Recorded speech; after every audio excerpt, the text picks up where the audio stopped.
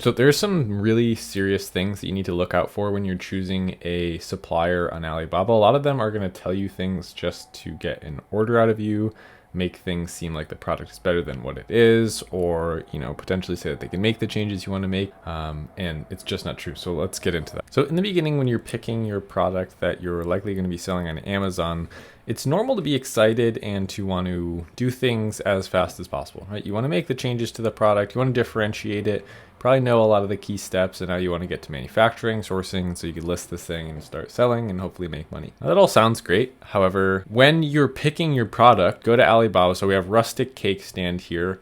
You're looking at what's currently being done, and you've figured out the change that you want to make. Maybe you want to make it taller. Maybe you want to make it 3 tiers, but you want, the complaints have been that there's not enough space in between the tiers here to fit a cake, and it's supposed to be a cake stand, etc. So, okay, we have to increase the space here, and then this wood is flaking off, or this finish is flaking off, so we have to change the wood, etc.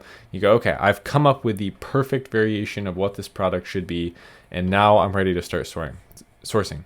So you hit contact supplier. And if you do appreciate the time that I put into making these videos, I would appreciate it if you could do me a favor and leave a like down below for the almighty YouTube algorithm, and for your efforts, here's a picture of a kitten. And then what ends up happening is you say, I'm interested in ordering this product. Can you make these changes? Of course, when you send them your template of, hey, we're looking to order 500 pieces, this is what we're going to do, blah, blah, blah, can you give us a quote? They already know that you're intending to buy from them. So they're going to say, yeah, we can do that. If you ask for a sample, well, maybe they do work hard on a sample, right? Maybe they figure out somewhere down the line after you've already paid them for the custom sample, oh, you know what, it is going to be a custom product, so it's going to be $400, and you go, okay, this is worth it, I'm going to start selling. And then they go, okay, sample's done, 3 weeks has passed, here's, we're shipping it to you, and you get the sample, and let's say best case scenario, everything is good. So everything comes, and you like it's exactly what you said to make, great. All right, we're ready to move forward with the order. Oh, okay, perfect.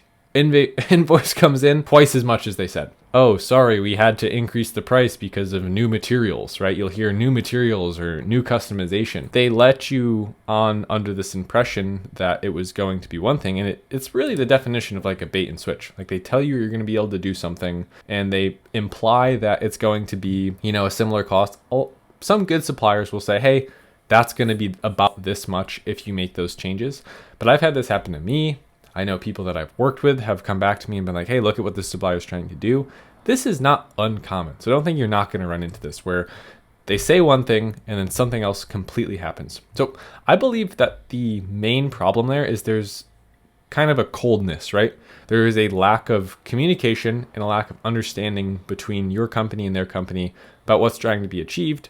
And it's so distant, it's so far, it lacks human relationship is what I think is happening here.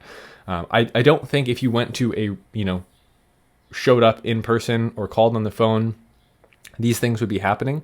A lot of the time it is, I think, mostly because you're doing it through a platform that handles everything. So this kind of, upset me quite a bit. I've had to deal with this a few times, and like to the point where I've literally just had PayPal completely refund me my money for a sample and for the order because it was so far off what I ordered.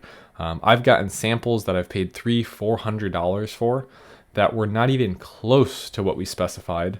They came in a box that was totally unprotected. Half the stuff was broken. The things, even if they were put together the right way, would not have been what I asked for. So what's the solution to this? Well, I think if you can build a better relationship, that's a start. So I'm not anti-Alibaba. I'm not anti-order from China. I personally don't order from China anymore. I work only with US manufacturers. And comment down below if you want more videos about US manufacturing.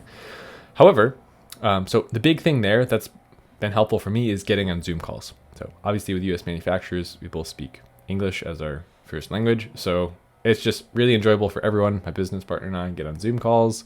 I've been talking the past couple of weeks with a new manufacturer, doing exactly what we want them to do, really upfront with what it's going to cost to do it. The cost makes sense. They're showing us samples along the way. They're showing us, examples of different things they can do for our packaging, etc.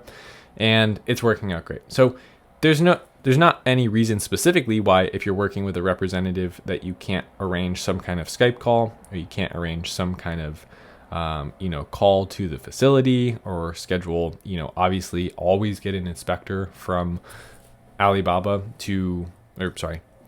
an inspector to show up to your supplier that you found on Alibaba. Make sure the goods are what they say they are. Have them take pictures along the way, and then introduce some of the elements that you would naturally do on like a Zoom call with a US manufacturer if you're working with Alibaba. So an example of that could be, how was your weekend? Tell me a little bit about yourself, right? What do you have going on right now? What are you working on? What's important to you? What are your hobbies? I wouldn't start the conversation that way because it's a little too casual, but you can start introducing different aspects of, making this a little bit more of a human experience to order on the platform. So I would say some red flags to look out for are when you are ordering from the supplier and they give you some generic response about your customization of, yes, we can do that, but it'll cost more. Get really clear on how much more it's going to cost. Don't just say, okay, looking forward to seeing the sample. Like, for all we know, okay, $10 a unit, $10.80 a unit. Let's say that is correct, which is probably not. Say that works, and that's your all-in cost. Let's just say that includes shipping. They say, okay, it's going to be more. They can just come back and say, now it's $19, now it's $24. That doesn't work, right? It's impossible. One of my first products, I think my second or third product that I ever tried to source, I made a customization to what was going to be an $8 product, and they came back to me after the sample and said, hey, it's going to be $24. I can only sell the thing for $29.99. It's not going to be possible. So don't let this kind of bait and switch situation happen to you. So just some things to look out for, right? Get really clear on what the numbers are going to be, and don't let suppliers talk you into spending more or sending a security deposit. Definitely don't wire money before you've seen anything or you've established exactly what it is you're ordering.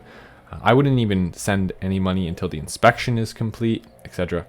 So let me know down in the comments below if you've experienced anything like this. There's not a whole lot left that I have to say. There's some pitfalls of working with Alibaba that were on my mind. I was kind of thinking about, and I didn't want any of you to run into those problems. So like I said, let me know down below. Just a quick one for you today. Hopefully you're all having a great week, and I appreciate you sticking around to the end. So if you enjoyed the video, please like and subscribe down below. Other than that, guys, I'll see you in the next video. Thanks so much. Later.